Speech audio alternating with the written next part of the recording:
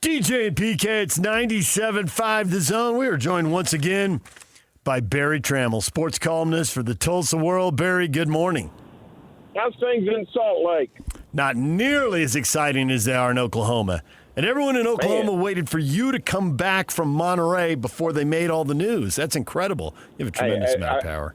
I'm very much appreciative that all that crap didn't happen while I was gone, because my wife would not have been very happy me holed up in a hotel room writing up stuff like that instead of driving Big Sur or touring the aquarium or whatever else we were going to do. So, Barry, as an old newspaper guy myself for 23 years, I've been there. I know exactly what you're talking about. Yeah.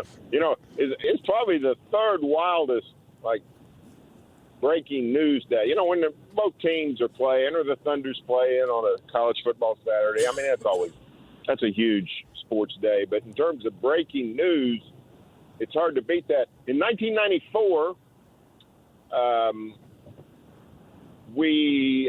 state House of Representatives voted 52 to 47 in the afternoon to not impeach the governor. Everybody thought the governor was going to lose his job, but he just, by the skin of his chinny chin chin, he kept his job. And then later that night, Bud Wilkinson died, the legendary coach. Yeah. So the Oklahoman and the Tulsa World, they just had to tear up their front pages, you know, and try to put both of them up there. On New Year's Eve, 1995, OU and OSU both hired a head football coach on the very same day.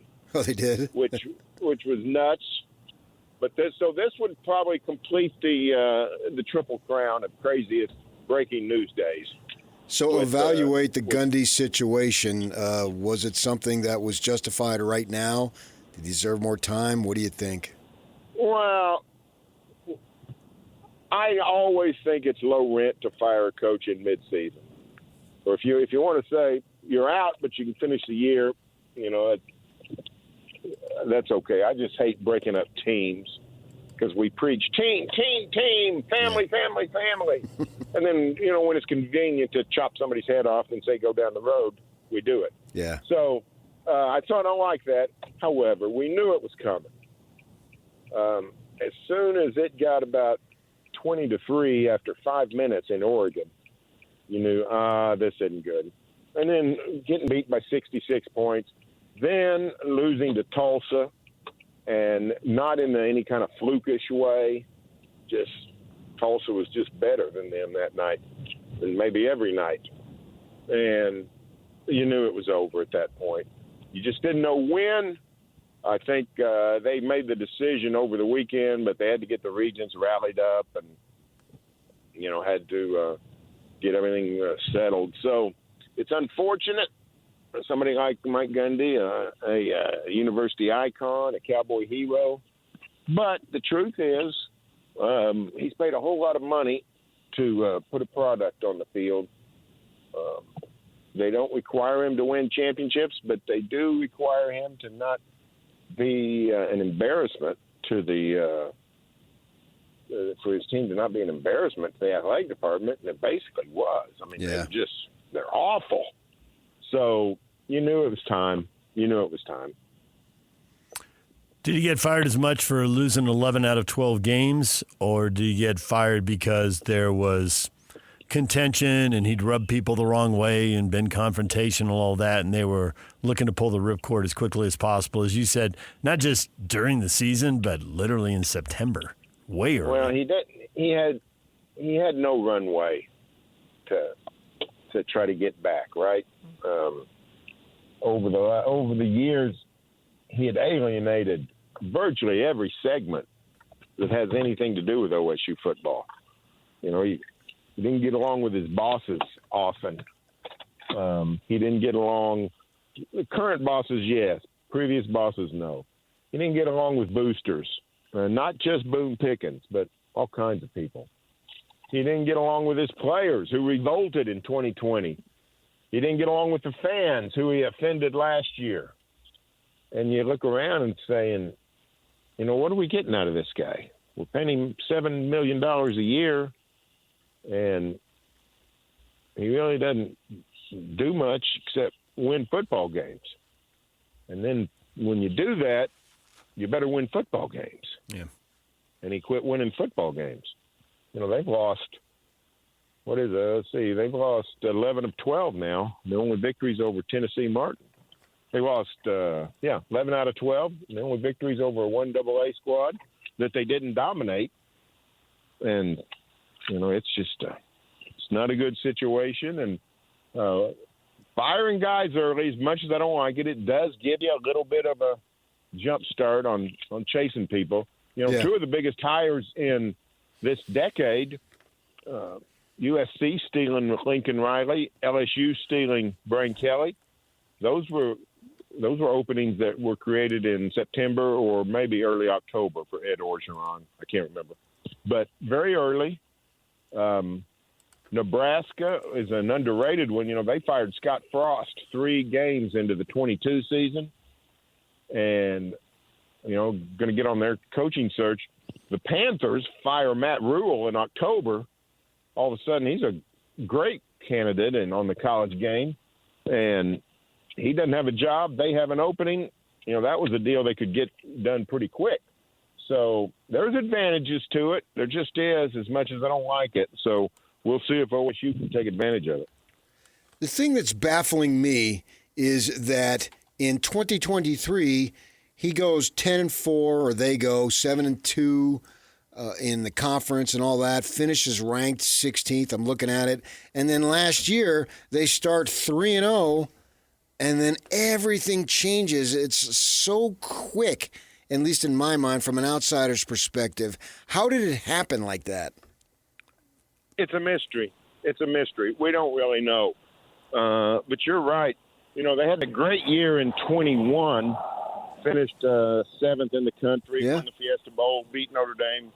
And legitimately, they came 6 inches from maybe making the 4-team playoff. I mean, it was a serious football team. And they opened 22 by going 6-1, beat Texas. They were ranked back in the top 10. And from the end, but the second half of 22 and the first half of 23, they were terrible again. Then they get good again. Then last year, and it wasn't year to year. It was like mid-season to mid-season. Yeah. So, I mean, that's just what it is. It strikes me that there was a severe lack of quality control. And I think that rests on the head coach. A lot of it was quarterbacking. They got out of the good quarterback business. I don't recommend that for any football coach anywhere, and they did. And, they had some good athletes, but they didn't really expand on that. The lines ended up not being as good in the last few years. The overall talent level at OSU has been in gradual decline. And then all of a sudden you look up and you're winless in the Big 12, and you're just not getting anything done. So it's a puzzling fall, but it's a cautionary tale, no doubt. Right. Yeah, absolutely. That's the thing I'm looking at for other coaches in this similar situations. Got to make sure it doesn't happen to them. I'm curious what you think. It's a mess. Yeah. I'm curious what you think of how the job lines up in the Big 12. What are good jobs? What are mediocre jobs? What are bad jobs? Set aside the team, because a coach, and Matt Campbell at Iowa State might be a good example of this, a coach might be helping a program overachieve where it sits based on its resources, its recruiting, recruiting base, all that kind of stuff. Where does the Oklahoma State job stack up? Are a lot of people going to want it? And are really good coaches going to want it? Well, I think a lot of people will want it, because here's what I've said for years about the buyouts and the cult of coaches, where they're elevated and they're sort of treated as royalty. It's all backwards. They got the market backwards. There are way more good coaches than there are good jobs. And we act like, there's 20 good coaches for 68 jobs. That's not true. So OSU will be able to attract a good coach. Now, they might miss, but there's plenty out there. Your question about where does OSU rank in the jobs, is fascinating because one of the charms of the new Big 12 is, and maybe I've used this on you guys before, but it strikes me as Canada.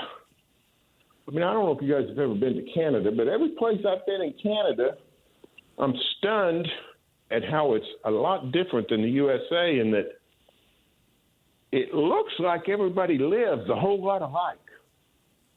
I don't see a bunch of opulent mansions, and I don't see slums. You know, whoever's the richest and the poorest, they're not that far apart in how they live. And the Big 12 is a lot like that, in that whatever we claim is the best job, it might be Utah, it might be probably Texas Tech now, thanks to Cody Campbell. But whoever it is, compared to whatever the worst job is, maybe Cincinnati, I don't know. But the difference is not extreme. So wherever Oklahoma State is, and there was a time when it would be considered one of the better jobs, but it doesn't take much to drop you down in that kind of scenario. Right now, it's on the lower end for reasons of its own making. Leadership void,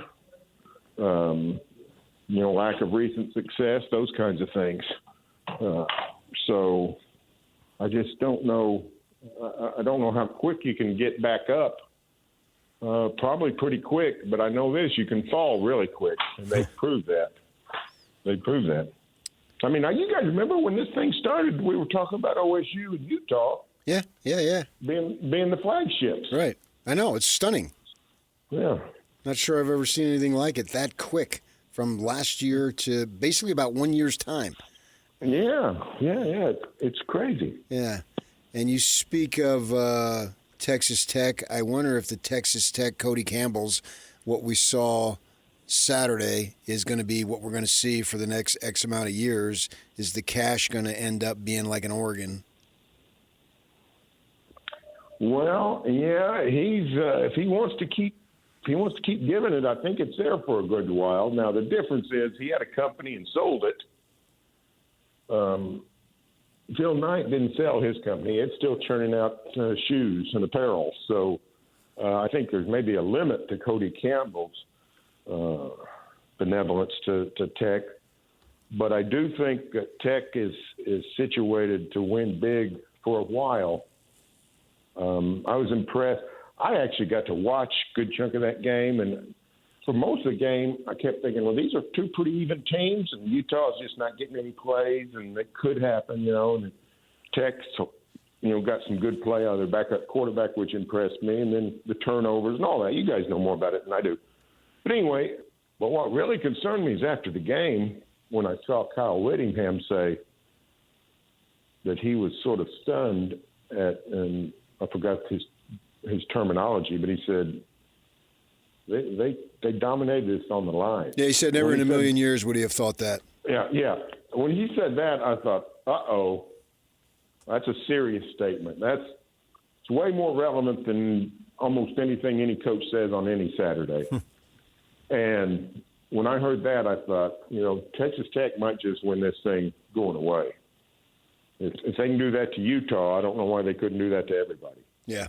So I think there's a chance the Big 12's found, at least for this year. Who knows about next year? But Texas Tech has found its kingpin for 25, and maybe a team that could even, get one of those buys even without the automatic berth. Were you surprised that Texas Tech got such good play from the backup quarterback, Will Hammond, or in that part of the country, was there a lot known about him and a lot of expectations? Because Morton underthrew two deep balls. One could have been a touchdown. The other should have been a big gain. And they both got picked off, and it kept the Utes in it at a time when they were struggling to score. But once they let Hammond get into the flow of the game and let him start throwing, they went down the field 3 times in a row really quickly.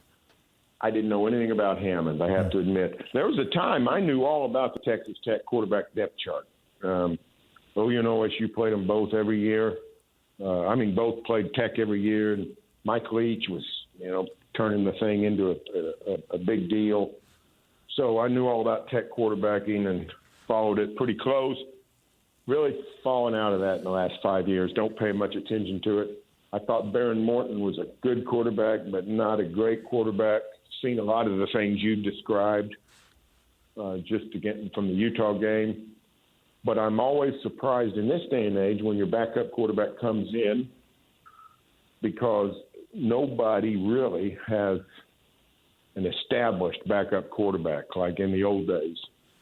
I mean, in 2018, OU's backup quarterback was Kyler Murray. In his 2017, in his third college season, he was Baker Mayfield's backup quarterback. That ain't happening in 2025. There's not anybody like that sitting on a bench. Yeah. So I didn't think Tech would have somebody, great on the bench. But I was very impressed with the guy, too. And, for all I know, they weren't playing the right guy. Most backups these days that are effective are guys who come up like the Mississippi guy from Ferris State, Division II, Chambliss, come in and done a great job filling in. And most of your backups are either journeymen who just really probably are not great, but maybe can get you through a game, or a young guy that you don't know anything about, and maybe he works, maybe he doesn't.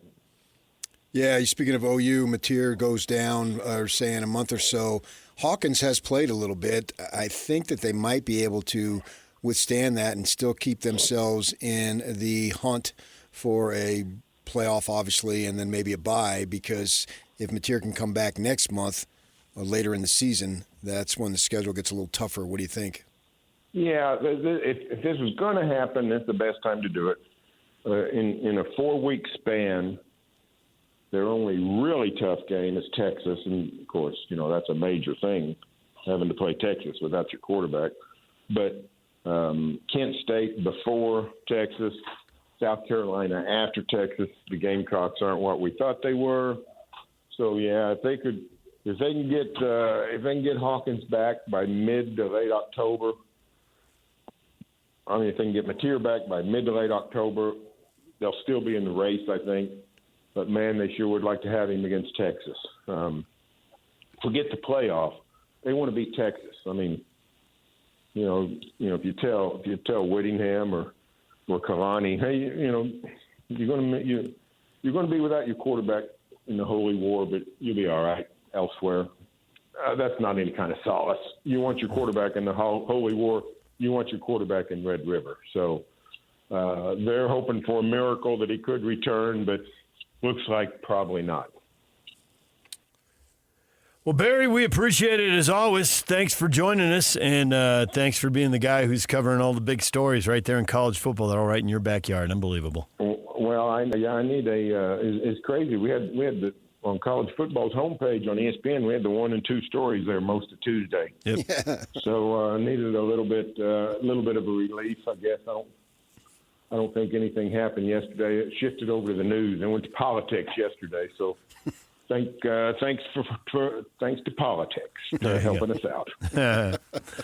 He's Berry Tramel. He's a sports columnist for the Tulsa World, and he talks all things Big 12 with us every week right here on The Zone. Quarterback's out at Oklahoma for a month, and the coach is out permanently at Oklahoma State. What a day. I know. Wow. Yeah. The Gundy fall is just, it's startling. I was trying to think of something comparable. Nothing. And, David Shaw, but that took years. Yeah, right. Happens. At the top, and then at the end, there was just no hope. But they literally let him go to no hope. The combination of we respect what you've done and we like you personally, they just give him as long a runway as possible. And it still comes back to what Kevin O'Connor said a long time ago, like, well, you got to win. Yeah. And if you don't win, it doesn't help you. The difference is if you have that they respect you and they like you thing, then David Shaw gets more chances. Now, ultimately, he couldn't turn those chances into something and keep his gig.